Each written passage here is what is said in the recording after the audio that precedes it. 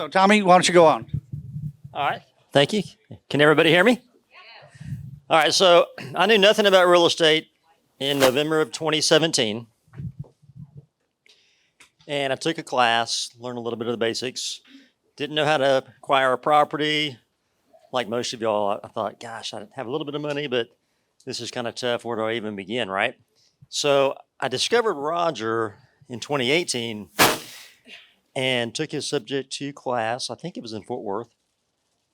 And it was pretty cool, right? I mean, everything you're learning, you guys are just at the beginning of the class today. But halfway through the day, I started realizing, wow, there's really, really something to this. So I went out and I aggressively found the attorney, found the CPA, did my marketing. And that's actually when Facebook was actually working for marketing. And so my first year, starting summer of 2018 until summer of 2019, we acquired 26 properties with Subject 2 in 1 year. Yep, 26. Unfortunately, here's the downside. I'm like, what do I do with these properties as we're picking them up?